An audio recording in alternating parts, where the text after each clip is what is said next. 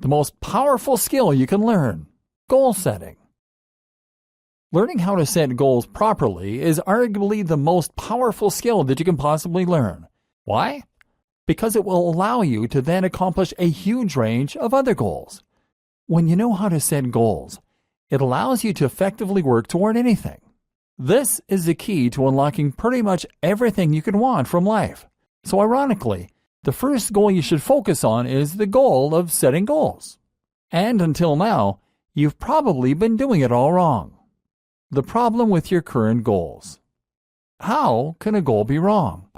Sure, any objective is a worthwhile one, but the way that you phrase your goals and structure them is going to massively change your likelihood of finding success.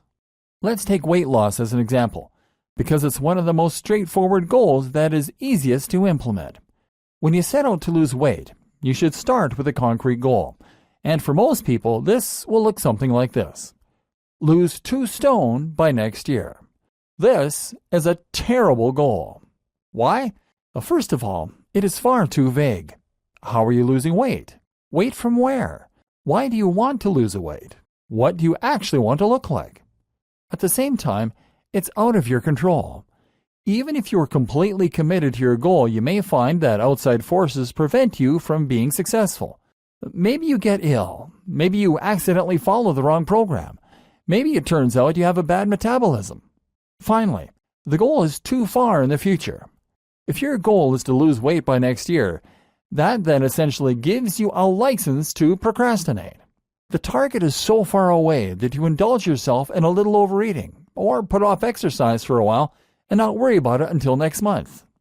6 months pass and you realize you're actually further from your goal. And because it's too late, you're likely to just give up at this point. Not a good goal. What good goals look like? So what does a good goal look like? How might you phrase this same objective in a manner that will increase your chances of success? The first thing to do is to focus on things that are immediately within your control and that are not influenced by outside factors at all. These goals should be things that you can accomplish in a guaranteed manner and that you will be immediately graded on a pass-fail basis.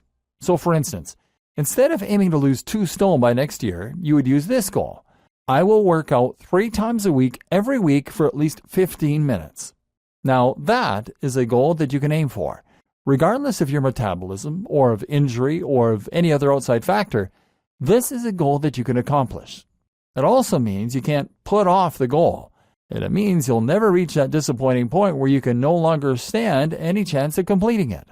And at any point in your life, there is no reason that you can't set out to accomplish this goal and expect to be successful. But by focusing on this small, short-term goal, you will then find that the long-term goal of losing the weight takes care of itself. How to formulate your goals.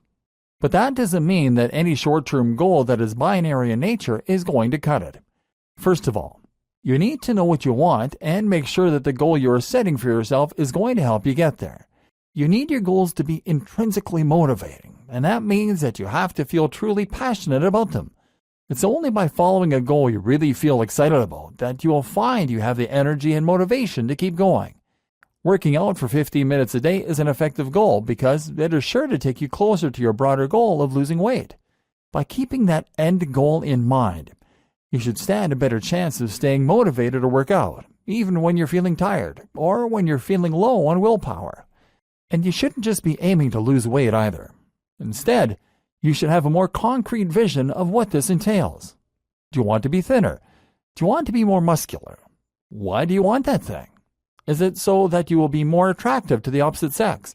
Or because you want more energy? Be honest with yourself and listen to that drive inside that is pushing you toward the goal you want to accomplish. If your goal is to make money, then try to focus on what the emotional hook is that is making you want that money. It likely boils down to more than cash. Maybe it's status you really want, power, confidence, freedom.